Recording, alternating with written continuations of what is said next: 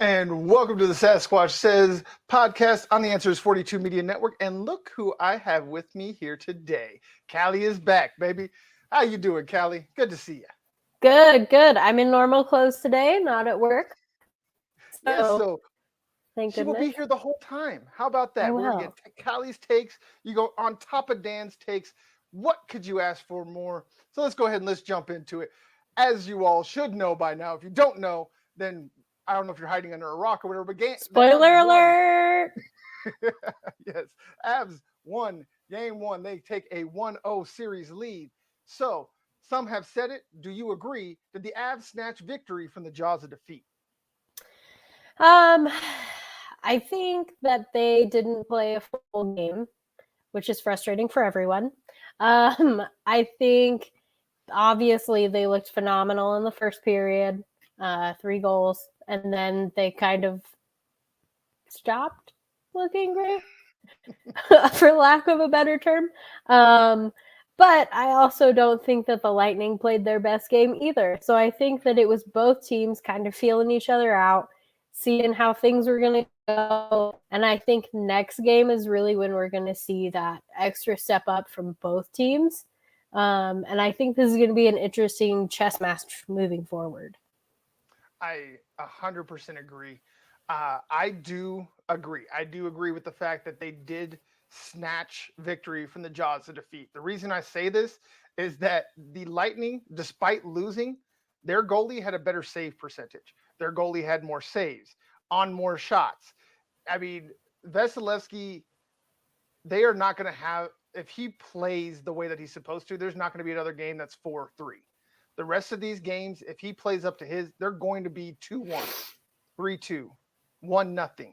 These are going to be very tight, hard-fought games. This is probably the most fireworks we are going to see in the entire series when it comes to scoring, because of one, Vasilevsky, number two, Avs defense, and we'll get into exactly how dominant they were down the stretch as we go through this podcast. But those are going to be the keys. Does the Avalanche defense outplay Vasilevsky? Don't know why I can't get that name out of my mouth all of a sudden. But or vice versa. Whoever is the one that plays the better games are going to win the games, because it's made pretty obvious in the second period of game one. Kemper is not going to stand on his head and win this series for you. The defense is going to have to step up. Yeah, and I think it'll be interesting to see, does Bednar stay with Kemper? Does he move to Frankie? Does he 50-50 them? What are we actually going to do in that situation? I think that's going to be interesting to see what moves Bednar makes. And I think he's kind of kept that close to his chest so far.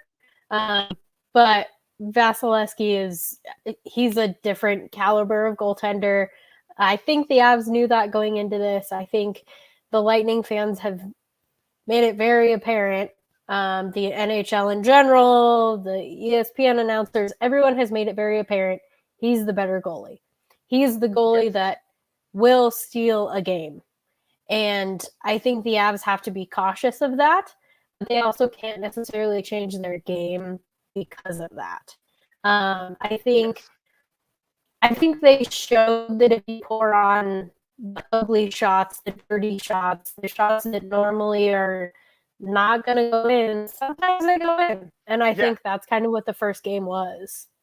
That really was, especially that first goal by Tampa Bay. That was just, it was like it was slow motion. Like it was just one of those weird goals that, sometimes the puck just bounces in the right way or the wrong way, depending upon what side of the coin you're on. But that was one of those, definitely. It was just like, how did that go in? And with a team like Tampa Bay, you have to keep those at a minimum. They're obviously going to happen, but you have to make sure that you are on point from the opening tip-off or opening face-off to the end horn at the end of the third period. Like, they can, and I said it was kind of funny is that after the first period, I have a group message with my parents. For those of you that don't know, my mom is actually the one that got me into sports. Not my dad. It was my mom. Me and my mom are the ones screaming at the TV while my dad's over there laughing at us. That's kind of how our dynamic works. And so like every game of every team, this isn't just hockey, every game for every team in Denver. I get a text message before the game asking me if I'm ready, and then we talk all the way throughout the game. So after during the first intermission, my mom was all jacked up. She's like, "We're gonna kill him. We're gonna kill him. It's over." Da, da, da. I was like, "We need to calm down. They have to finish because Tampa has been there and done that. They are not going to lay down." So what happened in the second period? We watched them come right back. They didn't lay down and tie the game.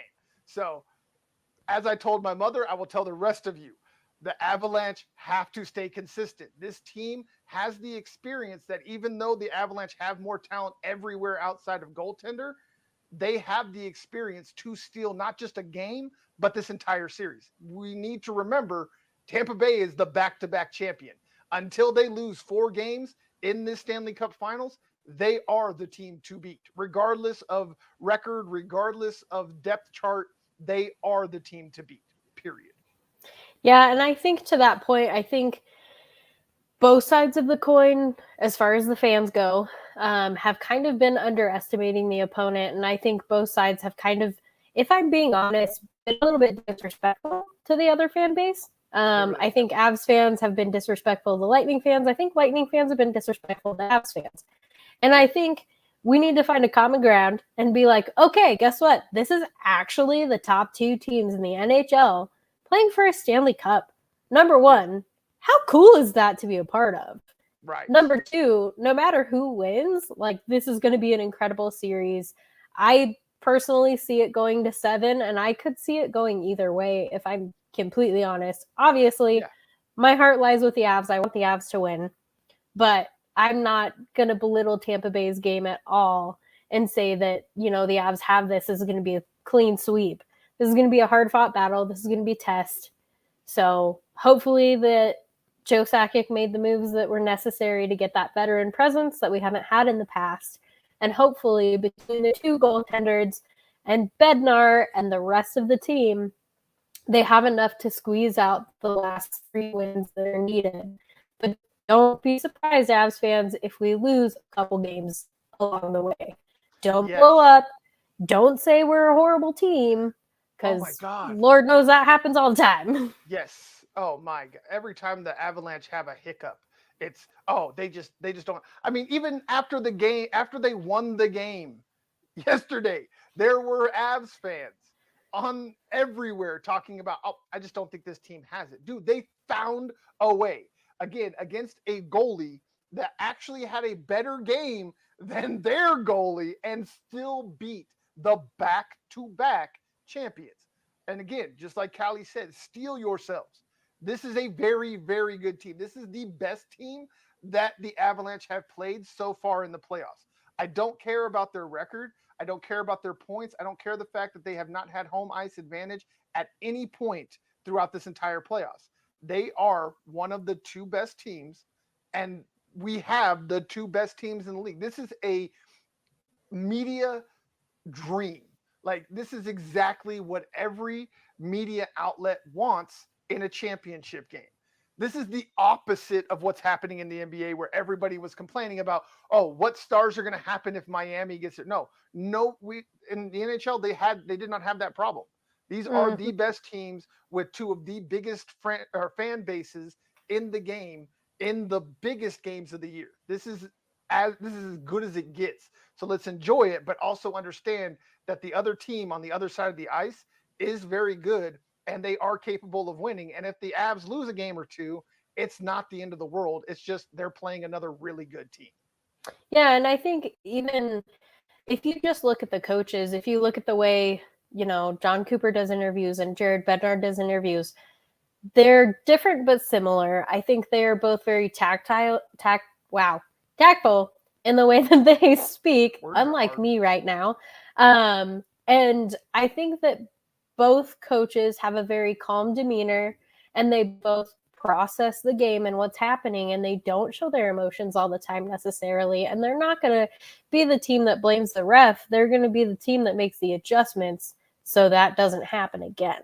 And I think that we need to give credit where credit is due. Both coaches are phenomenal coaches, and both will make adjustments accordingly. And this is going to be a long chess battle that we're seeing just from a coaching standpoint.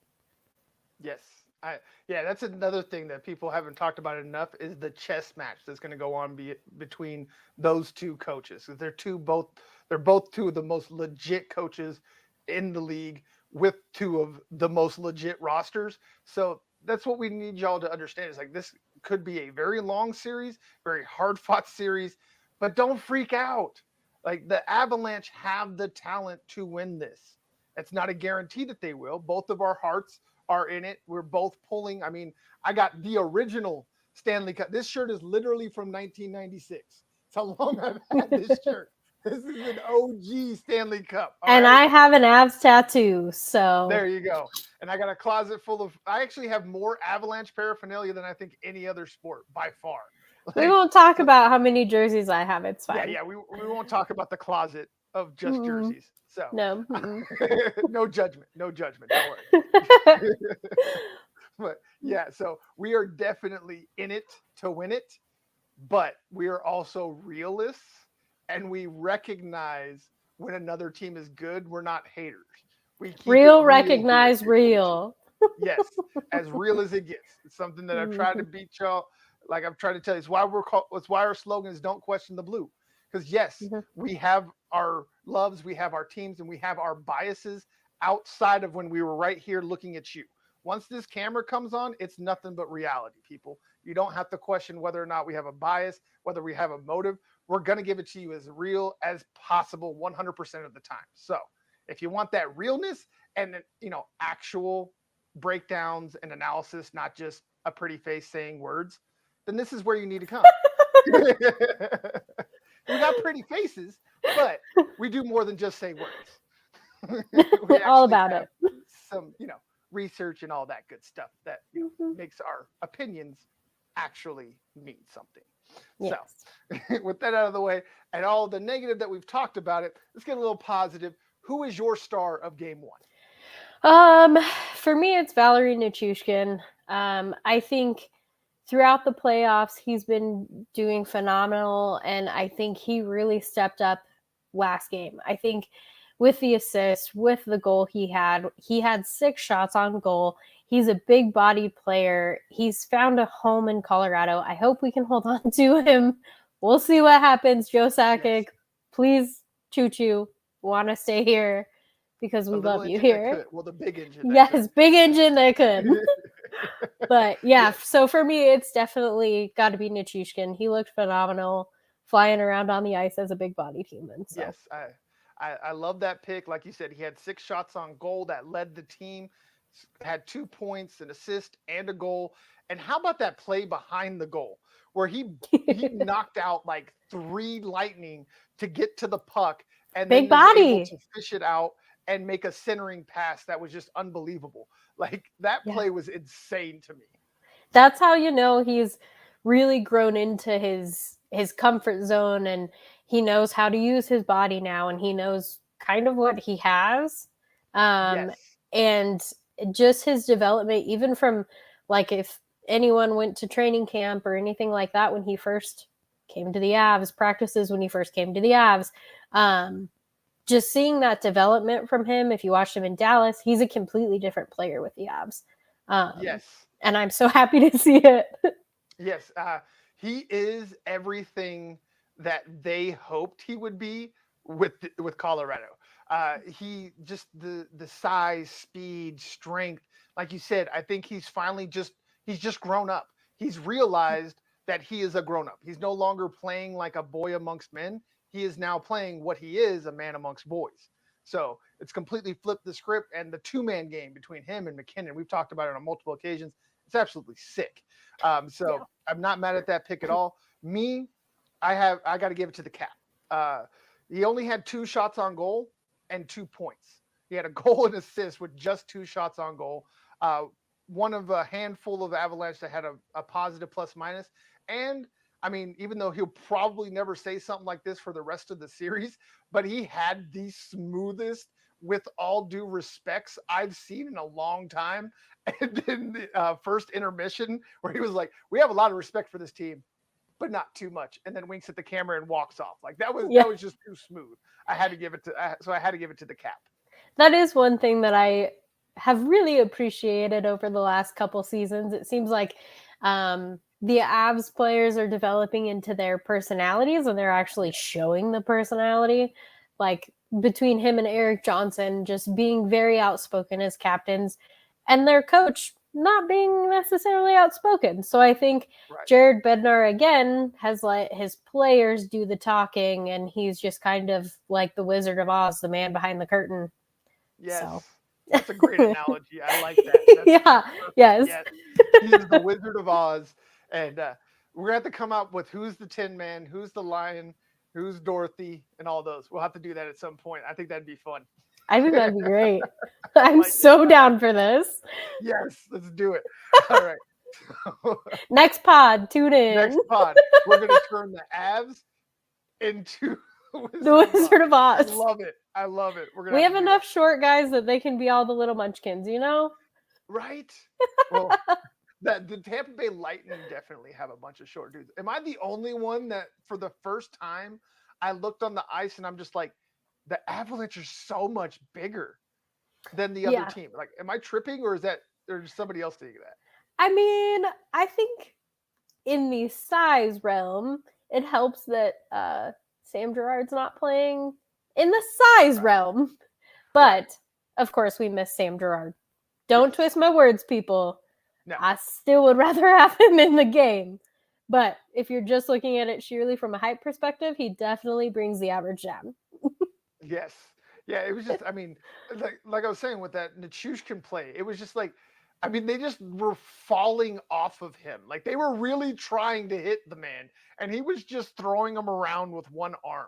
Like that was the moment that I was like, wow. Yeah, I think not even just like size wise. I think that a lot of the Avs players are very strong, and know how to use their body and their positioning on the ice. Because Cale Makar, not the biggest guy, but he can level somebody.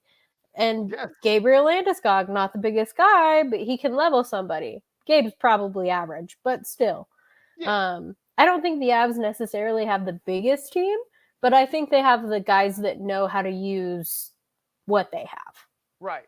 Yeah, and that was just like the thing to me. Is like throughout the whole regular season, throughout the playoffs, the other teams either look about the same size or they're bigger.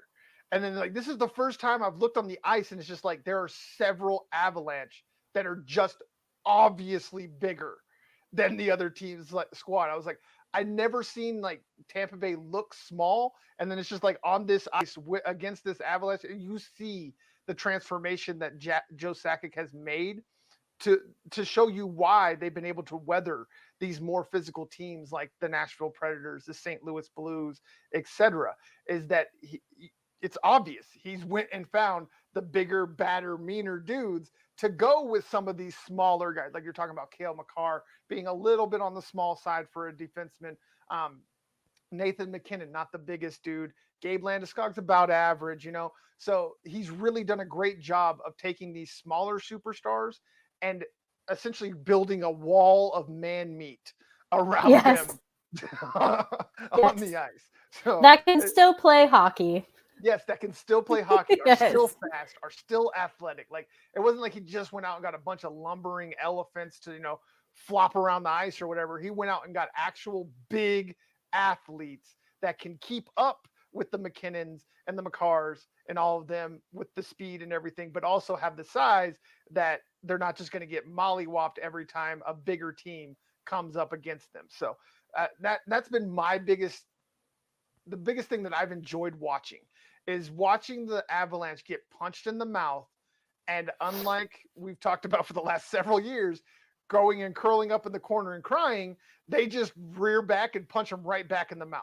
Like even like, especially in the Western Conference Finals, like it got to the point where Edmonton had to be playing the dirtiest hockey I've ever seen. They were literally trying to hurt and did hurt one star of the Avalanche. So the fact that they were able to weather that storm, not lose their cool, kept it together, even in that crazy final game that they were able to pull out at the end, like that right there is going to be what carries them. The finding a way, the fact that just like every other game that has been close like this, where they've won in overtime or won by one goal with just a few seconds left in the third period, has been distribution of of production. Like in this game, 4 goals, 4 players. They've had several games where they've had 5 goals, 5 players, 6 goals, 5 players, 7 goals, 6 players, 7 goals, 7 players. Those are the games I look forward to because they're the ones that are the most fun to watch, obviously, but it also shows you the depth that we have been talking about ad nauseum on this roster. Yeah, I was going to say, it's nice not to see like 4 goals, 4 players. Guess what? 3 of them are going to be like, Nathan McKinnon, Gabriel Landeskog, and Mikko Rantanen, like your 3-headed Yes. monster. Yes. It hasn't been like that. And it's phenomenal because then like you look at the lineup and you're like, okay, well, who are they going to partner against this line to play defense against this line? Because you can look through the roster and the Avs have scoring almost on every single line. And if it's not scoring, it's the heart and soul guys who can score that dirty goal. Logan O'Connor by no means is a non-threat on the ice. He is still a very big threat for the Avalanche on the fourth, third line. Yeah. He can kind of sneak in there. He's a little guy. He's a little sneaky. So just, even seeing those guys up in the puck battles and pushing it and then getting the dirty goals, like it's, like I said earlier, sometimes you just have to throw the puck at the net and it goes in. And a lot of times that's going to be your third, fourth line goals, but they've been scoring those goals. Yeah. And like to win a championship, you never win a championship with 1 or 2 guys. You win a championship with guys like Lehkonen, O'Connor, Cogliano, etc., stepping up in the big moments, like we've seen. Lehkonen game winner, Manson game winner, Manson saving a goal while our goalie's in another zip code for whatever freaking reason. Those are the things that win you championship. It's not the hat trick by McKinnon. It's not the hat trick. Compher's done phenomenal this postseason as far as point production. We all know yeah, JT's my favorite. We all know. Yes. But when he's doing well, I do. Like, hey, he just needed a little extra playoff sprinkle to show y'all what I've been seeing. It's fine. There you go. But he's looked phenomenal. Moments. I totally do, because then everybody's like, oh my God, he's a good player. And I'm like, told you. Okay. But for me, it's like, it's nice seeing guys like that finally step up into that role and not cower away from the role and be diminished and get inside their own heads. Because I think that's one of the biggest parts of this is that it doesn't seem like anyone's getting in their head. Because you know as well as I do in sports, just like if a pitcher is in his own head, he's not that great. If a goalie's in his head, he's that great. Well, if guys are sitting there squeezing their sticks going, I have to score, I have to score, I have to score, I haven't scored, they're not going to score. And it seems like none of these guys are doing this. None of these guys are missing like a wide open net. And then they're like, oh my God. And then they have a total mental collapse. Right. Have a meltdown. Yeah.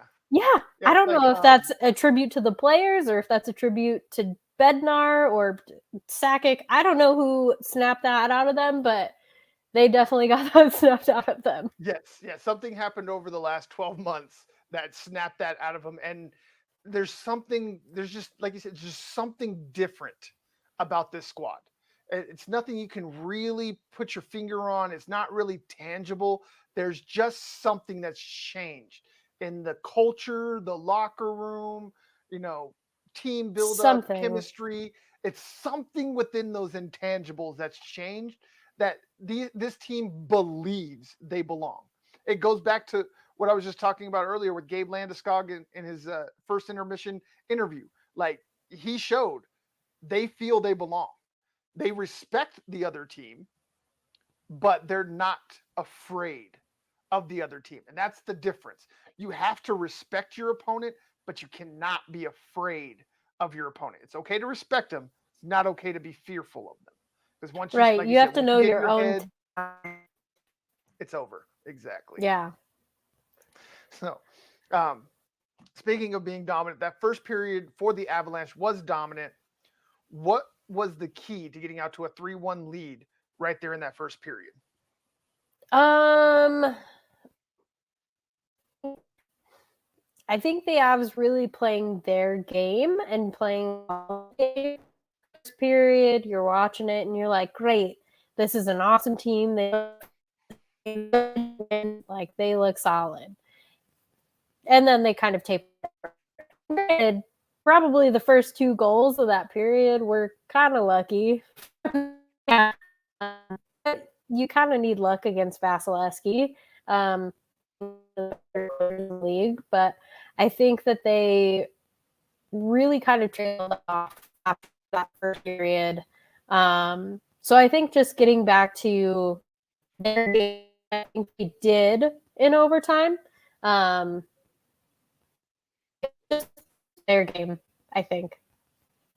Yeah, I think I agree with you on that. As I think that the first period was the Avalanche doing what the Avalanche do, and that's just burying their opponents, burying them with shots, burying them with block shots, burying them with hits, just making life as miserable as possible for the other squad while they're on the attack. That's when they are at their best. And so that's why it is so frustrating when you look at the second period, which was, we'll say, much less dominant by the Avalanche and much more dominant by the Lightning. So, what happened to the physical edge that gave them that 3-1 lead in the first period, playing that aggressive style? What kind of adjustments did you may have seen that would have made that change to where they became so much less dominant in the second period? I think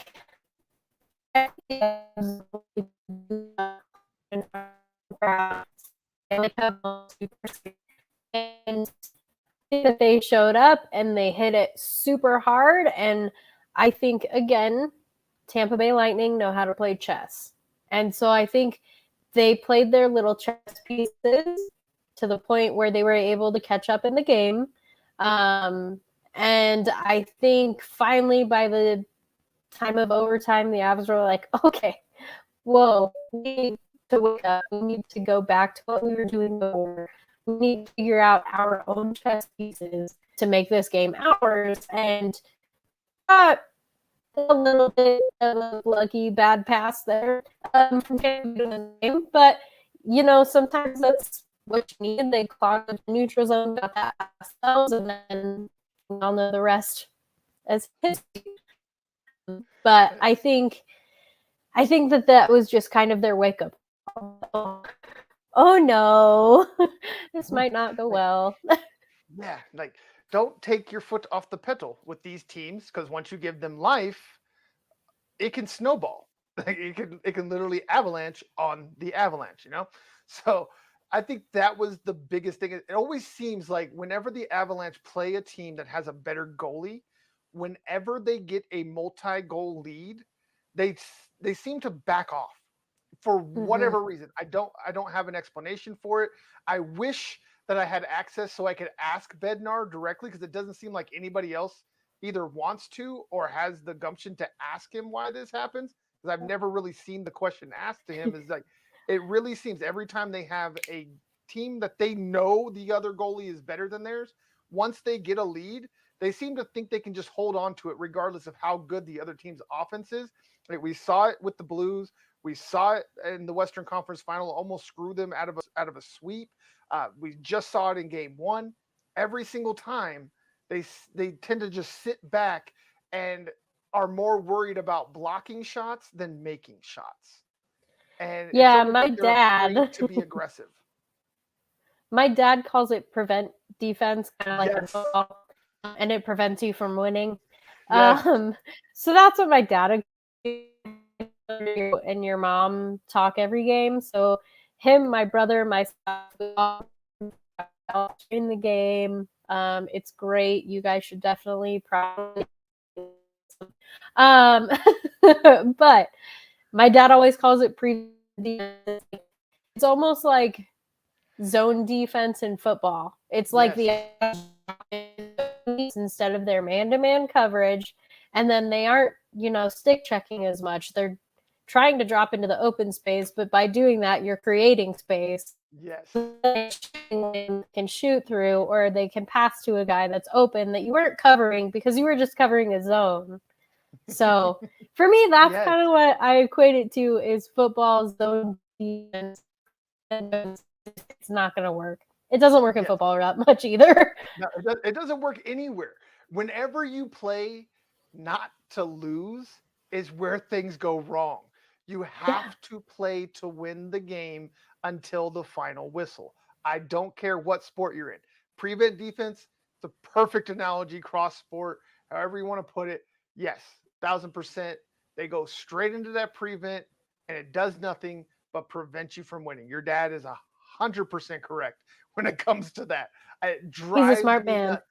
And it's like the worst thing with the Avs is like they don't even like usually in football, they don't go to prevent until the fourth quarter, right? The final quarter. This Avs team, they'll do it in the first period.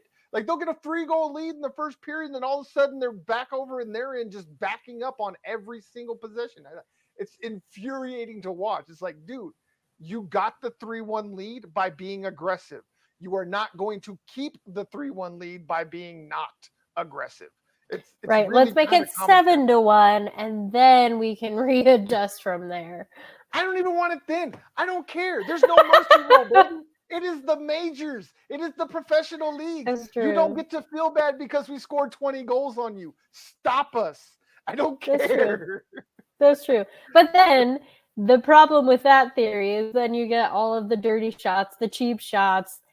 I don't want to.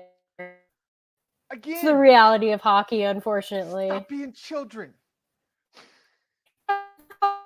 They're superstitious. They always have all their rituals. Hockey's so bad with the stitiousness, just man. the way it is. Oh, dude, yeah. It's so bad. There's never say, or else you're the reason why that magic word didn't happen. Right. That's like I got a DM. Like I know you've seen the retweet of yours where I put up the little GIF of Sakic holding up the Stanley Cup. I literally got a DM talking about you're gonna jinx us. Like what? Bro, it's not even the same team. It's not even in the same millennia. What are you talking about? Yeah. Yeah, I don't know. The hockey people are weird. We love you. We appreciate you. But you're weird, okay? It's just all we're saying. We're weird people. Too, I am weird. I get it. Yeah, right? Like, I am weird. I'm weird too. I'm just not weird in that way. I'm not a stitches person. But I have my own weirdness. We all got our own. My brother will text me and he's like, oh, Julie, his wife, isn't losing. And I'm like, well, make her read. Every time. She said, make her read. Just make her read. That's great. That's a new stitch right there. I haven't heard that one before. Anytime Julie reads, we win. Every time. Okay, well, Julie, I hope you got a whole library because we're going to need a lot of reading. Make sure that you have a book in your face at all times. No excuses. Plenty she can borrow. I have a lot of those too. There you go. We got plenty of ammunition. Be on the watch. But so moving on from the second to the third period, it shows really, I think this one really showed each team's strengths. First off, you have the Avs giving up only 4 shots on goal in the period, 5 shots on goal in the third and overtime. Absolutely insane. So what adjustment stood out to you that had the D clamp down the way it did in the third period and overtime? I think one thing, especially in overtime periods, the D are really good at jumping up into the play, and just continuing to do their own game. We all know we have more like offensive flair than most, and do that, feel comfortable to do that. I think a lot of that speaks to our back on defense if one of our defensemen gets caught up in the play. Hey, Nichushkin skating back if Makar goes. These guys are covering each other's backs, and I think he's able to play their game when the forwards are able to play their game. And I think it just loosens them up a little bit more. They get more comfortable. And I think they're just more aggressive. Yeah, I agree. And I think one thing that not enough people have talked about, and it's actually something that your favorite player excels at, and a bit of a crazy stat I found, that when JT Compher wins 60+% of his faceoffs, the Avalanche are undefeated in the playoffs. I think that, to me, those extra possessions are essential.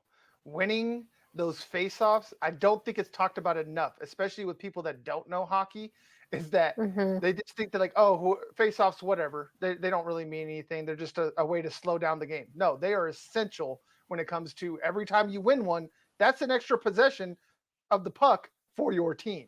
So I thought that was a really cool stat, is that every time that JT Compher has won 60% or more of his faceoffs in a game, the Avalanche are undefeated in the playoffs. So I'm going to say that is the most essential stat and number moving forward, and something that we all need to watch. Right. If JT Compher is winning his faceoffs, Avalanche win. If he's not, they lose. The only 2 games Heard it here they've lost so far, he had one game he lost 70% of his faceoffs, and the other game he lost almost 73% of his faceoffs in those 2 losses they've had this offseason or this playoff. No pressure, JT. No pressure at all. No pressure. We know you got this stuff. We got you. Honestly, not necessarily the best at faceoffs either. So I don't know, man. It's just crazy. It's just how it works. That's the beauty of numbers. You can always find those weird things. So well, and it would be interesting to look and see what line he was against and all that kind of stuff when we've gained possession, as opposed to their big line. True. Against. I'm sure that those may unravel my numbers a little bit, but I'm sticking by them. I like that stat, and we're putting it on JT. So, do you believe that they can repeat that performance? Can they get that? Can they do what they did from the third period into overtime for an entire game? I think they have.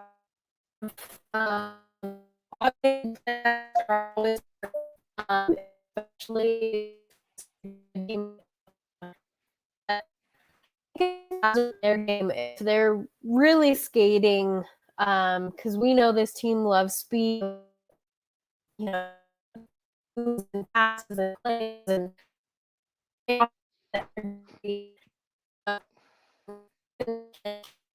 off each other back and forth. It's not even fair when those 2 are on the ice. So I think as long as the Avs can keep up their energy,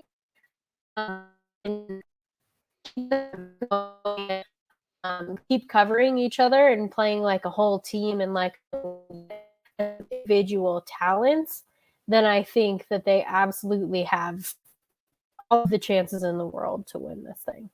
Yes, I agree. As long as the defense plays the game that they can play, the way that they played in the first period, and especially if they play the way they did in the third period in overtime, which was on a whole nother level even than what they did in the first period of that game. It was kind of crazy to see the roller coaster of a game that really was, where they just kind of went from here all the way down here, all the way back up here.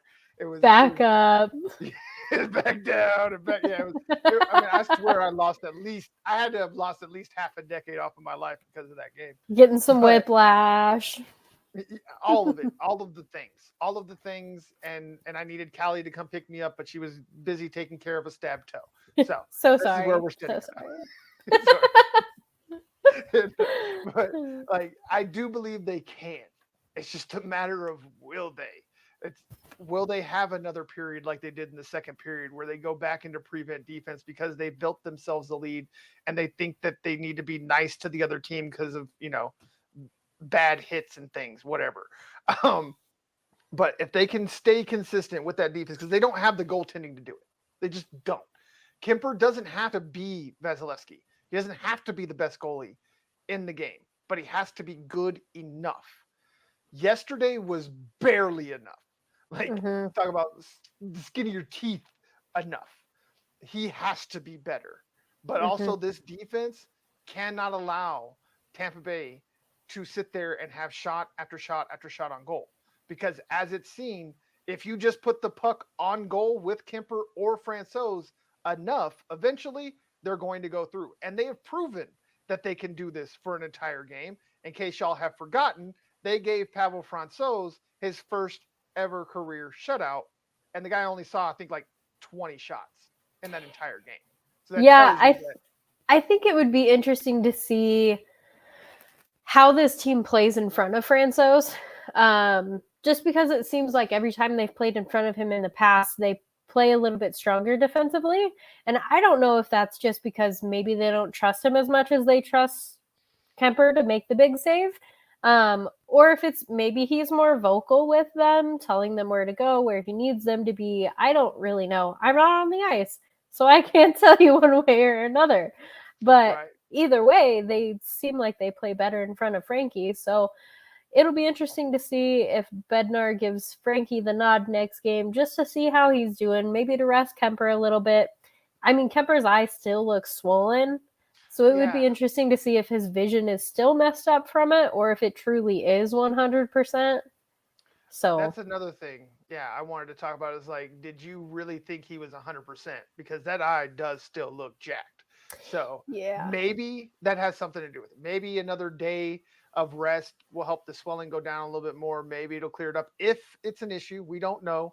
We haven't seen any publications or news or anything saying that it's an issue. So I don't want people going off and telling people that we said that he was still hurt. We don't know, but just looking at that eye, I could see how it could still, have at least a blurriness to the vision. So there's definitely that possibility. Maybe he does get better.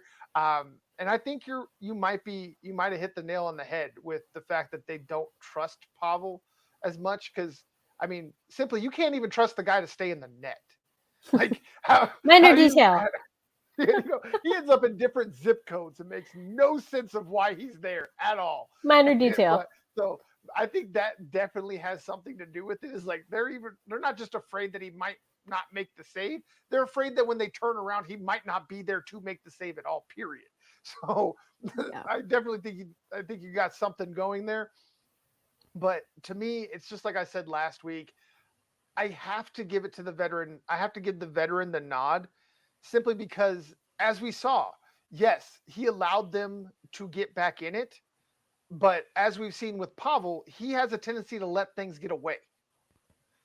Kemper doesn't do that. He might give up a lead, but he doesn't typically allow things to get so far out of hand that the Avalanche can't rebound and still get the win. He's part of the reason why they are able to find a way in a lot of these games like game one is because he doesn't panic. He's been there. He's done that. He's got the experience. So if he gives up 3 goals, he's not going to freak out and then give up 2 or 3 more to bury the Avalanche. He's going to stop them there, and he's going to allow the defense to do their job because he's going to stay in goal, and they know when they turn around, he's going to be where he needs to be. So that's why I give the nod to Kemper, not so much because he's such a better goalie than Francouz. I think Francouz might actually be the better goalie overall when you look at talent and all of that, but he's just the more solid option, and that's what the Avs need more than just pure raw talent. Yeah, I think it would be interesting. It's hard to gamble, obviously. We're in the Stanley Cup final. I'm not saying by any means that this team should gamble. I'm just saying, devil's advocate, it would be interesting to see what they would do in front of Frankie. Maybe they would play better defense. Maybe he would only see 20 shots. I don't really know. Maybe Josh Manson would become the goalie again. I don't know. Right. I don't know what would happen. I But still can't get over that, man. That I give everything to Josh, man. yeah, How do you even, I mean, the way he just flew in and was somehow able to keep himself under control and block that was one of the most amazing plays I've seen by a defenseman or any other person inside of a goal that's not a goalie ever. Like, I don't think I've ever honestly, seen a person block a shot like that. honestly, I think we have a triple threat of M's that just seem like they're all possessed right now, trying to go for Yes, this cup. Manson, McCarr, McKinnon, they're all playing like yes, they are possessed to try and I win agree. this Stanley Cup. They're like, we are going to win this cup by hook or Yes. by crook. We are M and going M to and win this M. cup. Yes, I agree that there is something. It's just something in the eyes of McKinnon. Like, he don't even really say much for you to really talk about what he said, but just looking in that man's eyes, you could tell. Ever since that famous quote of "I've been in this league for 9 years and I ain't won shit," something has clicked in that man. I don't know what it is, but whatever switch was flipped, leave it there. Tape that thing down, put in some brackets, make sure that thing never gets flipped down again, because this McKinnon is on another plane of existence. Like, he's entered the quantum realm and he is all by himself. It is insane watching him play. And I know everybody was talking about how quiet he was. I don't think he registered anything on the stat sheet in this I game. mean, Oh, he had an stats don't assist. always say He did have an assist. everything. Right. Yeah. He had an assist. So, there was that. I think he assisted on, which goal was it? I think it was the third goal, wasn't it? If I'm remembering right. Oh, second goal. Sorry. The second goal in the first at 9:23. That's when he got his one assist. And he really didn't do much after that. But that's only because ESPN doesn't know what they're talking about. They don't know how to watch a hockey game. No, What do he you didn't put mean? He anything only on. has strength and speed, no other talent. Yeah, no other talent. Just Just strength and ah, speed. oh, that irks my soul. I want to punch the person that said that in the throat, and I don't even know who it was. I don't care. No other Male, talent. female, come get some. Like, even if they were joking, to Yeah. even just have those words come out of your mouth, I don't care if you're joking. I don't care if you're sarcastic. You just lost all credibility in my mind, Yes. even if you're joking. I don't care. All of it. Yeah, it's gone. 100% of all the credibility. Once Yeah. you've said that, you are no longer allowed to talk about hockey ever. You just need to sit down and STFU. Period. Right. That's just, I can't even. Yeah, that junk was absolutely insane, because again, the reason I say they don't know what they're talking about is because they didn't watch the hockey game. If you watch, the impact that McKinnon had was away from the puck. It was the fact that even when he didn't have the puck, there was 2 to 3 lightning on him at all times. This is why you saw I can't remember who was it that had the leading shots. The dude you picked, Nichushkin. There we Nichushkin. go. There we go. Yeah, Nichushkin. Like, I mean, all of those things were set up by the fact that there was 2 to 3 guys over here on this side of the ice with McKinnon, which left 3 to 4 guys of the Avalanche on 1 to 2 Lightning over here. So even though he wasn't, quote unquote, highlight reel impacting the game, he was doing all of the little things that made everything else work and the team successfully win a game. Like, if you And we see don't the know. impact he had, you don't know hockey. We don't know what he says in the locker room. He's not just some Joe Schmo player. Like, he is a part of the leadership of this team. He is a part of the core of this team. He has, give him credit, he has been in the playoffs. Throughout his career, he has won championships. He's been that guy. So for him, this is just another level. And with him being as frustrated and as vocal as he was last year, you can't tell me that guy is sitting in that locker room quiet, just sulking in his gloves, like trying to figure out, how am I going to win this game with these 2 hands? No, he's not doing that. He knows he's not the only guy on this team. He knows this is a team sport. He's either yelling at them, Jared Bednar's yelling at them, Gabe Landeskog, Eric Johnson, whoever. Someone from that core team is really getting after these guys, though. Yes. I mean, like I said, McKinnon, he might not give the sound bites to the media, but he has an A on his jersey for a reason. Like, a lot of people forget, there's not just a C. There's an A. He's got it. There's a reason he's got it. It's not because Gabriel Landeskog and EJ are the only voices in that locker room. You can't have that many alpha males and only one or two able to rein them all in. Like you're going to need several. So the reason that this team works with all these alphas, with all these egos, is the humbleness and the selfishness. Selflessness. Wow. Selflessness. Selflessness. There we go. Thank you. Got you. I made up words trying to get one out. I don't even know what that second one was. Anyway, so that they play with is astonishing with how with the star power that they have. It's really a joy to watch. They are essentially the anti-Brooklyn Nets. They are the opposite of the insufferable divas. They have found a way to all coexist and understand that it takes all of them. It takes the collective, not just the one or two, to make this thing work. And they've all bought in. And you don't usually get that when you have this amount of star power on a single roster. So that's been one of the bigger keys, most definitely, is the way that they've gelled together and the unspoken things, like you said, the things that happen in the locker room when there's not a camera around, when there's not a microphone in their face. I can guarantee you that McKinnon is one of the most vocal people in that locker room, without a doubt. Yeah, and I think it speaks to Joe Sakic, who has been able to put this team together and find the guys that do gel with this locker room that has all these star-studded players, and been able to get guys like Manson and Lehkonen who have come in and they just like immediately they gel with these guys. And I think it speaks to all of the talent from the new players and them coming in and buying into what Jared Bednar and the players were preaching and Joe Sakic was preaching. And like one of my favorite things so far from the playoffs was actually when the Avs won the Western Conference Final. Joe Sakic comes walking down the tunnel and they all go over to him like, "What do we do, Dad?" And it's like, he's like, "Whatever, do what you want." And so they're like, I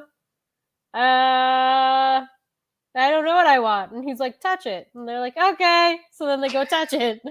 So I think it kind of speaks to like, not that these guys are lost, but like that they admire and look up to Joe Sakic so much and they respect him so much and they've all bought into it. And it's not just one or two guys that are like, "What do we do?"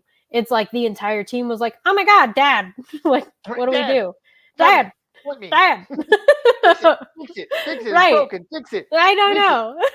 So it just speaks to like this entire team that they've bought into not only Jared Bednar's system, but the general management, the upper management, and they believe that this is an entire team is something special. Yes, 100% agree. So speaking of special, what was more impressive in overtime? Val's playmaking or the shot? That is a hard question. I just like the shot for the fact that Burakovsky has gone past Vasilevsky a couple times. And the last time he did it, he ended pretty well. So, to just have that little knife dagger on our team to be like, nah, I think that just made it all the more special for me. Yes. I mean, the fact that Berkey got the shot, that was great. To me, it's like I can't talk enough about Val and what he does when he's playmaking. He's like a point guard out there at some points where he's just juking and jiving everybody. Like he's like CP3. Like he's out there, he's juking and jiving, knocking everybody on their butt. And then all of a sudden he just finds that perfect pass, gets it to his guy. They take the open shot, game winner, game over. It was beauty. I mean, from start to finish, from the moment that Val got the puck on his stick to the moment that Burakovsky sent a fiery puck of just endless pain towards Vaz, it was all beautiful. So I agree with you. I love them both. I really love the shot, but just the the aggressive beauty, I guess is the best way I could put it, of Val playing and making that shot possible was just a work of art and needs to be given all the credit due. And just real quick, we've already kind of talked about it. You kind of went with Pavel, so we're just going to go ahead and put it down.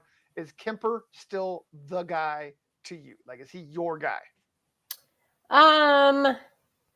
For me, that's a hard question, just because, like, he's been the guy all season long. I think he's earned his net. I think through the playoffs, he's earned his net. But for me, there's still a couple question marks. Like I said, with his vision, is he actually 100%? Is he not 100%? So for me, there's a couple question marks. But then I also have a couple question marks with Frankie, where I'm like, well, can he do it? I don't know if I want to risk it.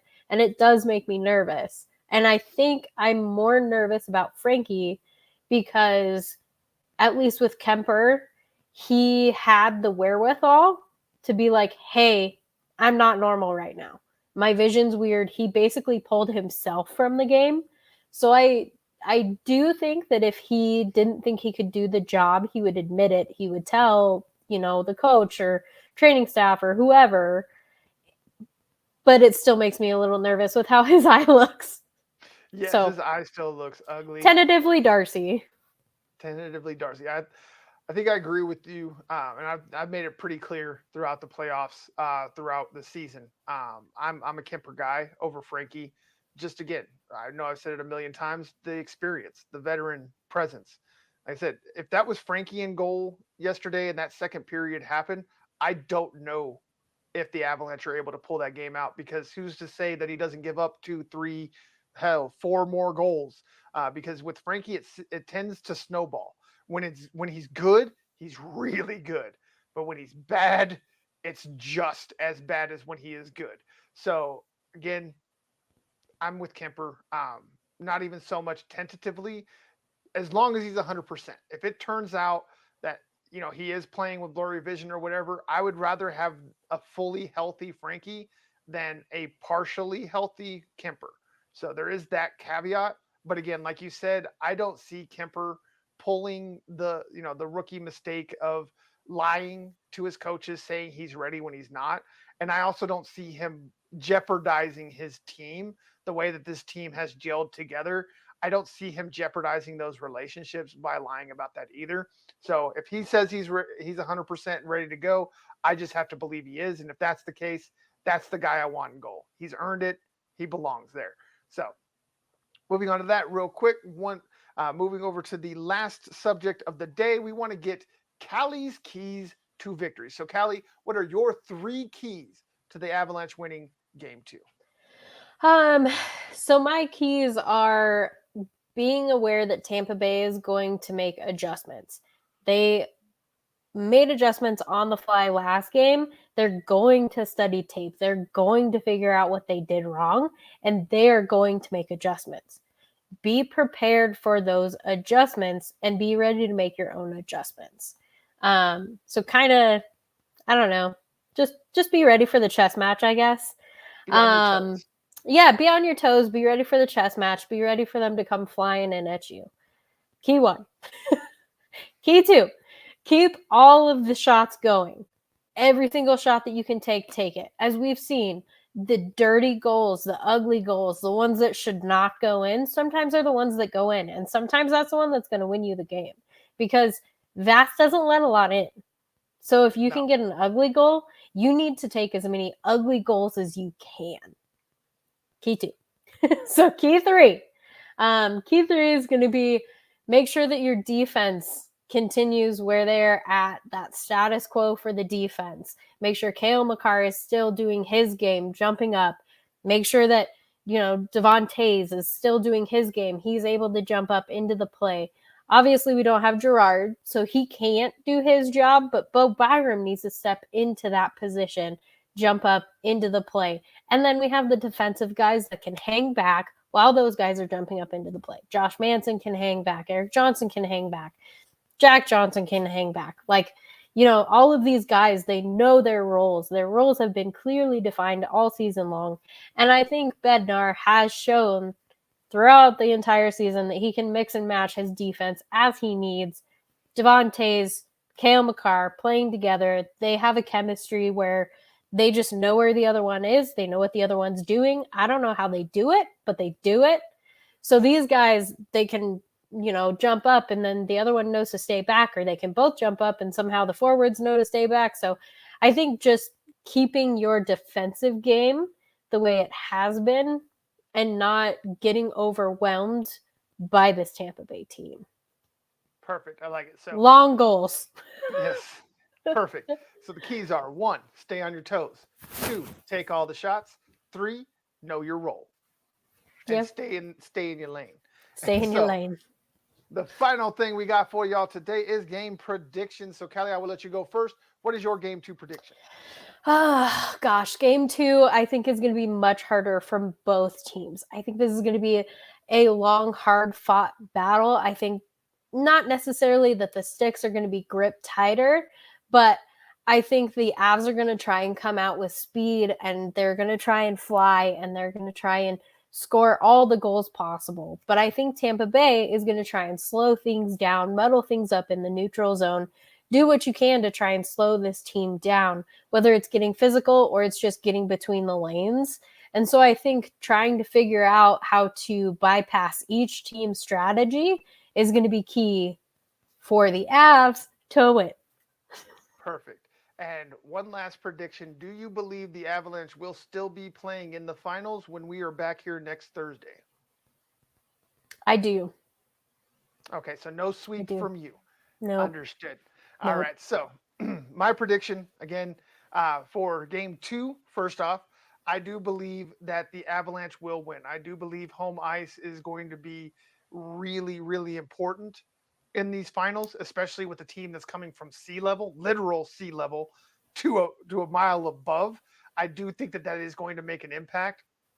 Just like something has made an impact on my voice. I'm sorry, I don't know what just happened all of a sudden. I do believe the Avalanche win. I do believe it is a hard-fought scrabble, just knock them out, drag them out, fight of a game. But I do believe that the defense does step up and is able to keep the shots on goal to under 20. And I do believe the Avalanche win 2-1 in game 2. So there's my game 2 prediction. And I do also believe the Avalanche will still be playing when we come back here on next Thursday. So from both of us, no sweep. I pick game 2 for the Avs. So there's your predictions. They are wonderful. If you don't, and I'm sure you will all love them. I'm sure none of you will have any arguments whatsoever. But in case you do, all of the links are down in the description. All right, there's the answers @_the answers 42 for me. And you have Callie's right next to me. I'm not looking at it and I don't have it memorized. So it is @Callie Agnew. There we go. Mm-hmm. Simple Pretty enough. easy. I don't know why I couldn't remember that. But you have it right there. And then all the links are in the description. You don't have to go search for us. All of the links are right there. Just go down in the description, click on the link. It'll take you directly to our homepage. Hit the little notifications, the little bell icon on each one. That way you know every time that we go and do one of these lives. We are here every Thursday from 5 to 6 for now. I do have some big things coming. I can't announce much now, but I'm just saying for right now, we are Thursday, 5 to 6. Things may change, just giving y'all a heads up. Make sure that y'all stay tuned. Here in 30 minutes, I will be back with Dylan for Breaking Broncos. So we will have that going on. So you get your Broncos content. We finally have a comment. Hi, Dan and Callie. Probably a nail biter. You are 100% correct. We appreciate you. Thank you for coming through, giving the likes. And for all the rest of you that have come through and not liked us, shame on you. What is wrong with you? Why are you not sharing our stuff? You want to know why we're not famous? You're not sharing our stuff. Why are you not sharing our stuff? So make sure you share it. Hit all of the red buttons. We need all of the nukes launched so that way we can part the Red Sea and make a nice little area for us to walk through and give y'all all the content that you deserve and we want to give you. So with all of that out of the way, I can't believe I actually got all of that out without actually stumbling. I'm getting better at this. I promise. Slowly. But just a little bit. But for the Answers 42 Media Network and Sasquatch Says, my co-host here, Callie, and I am your host, Dan Wetstein. We appreciate y'all. We love y'all. And remember, don't question the blue.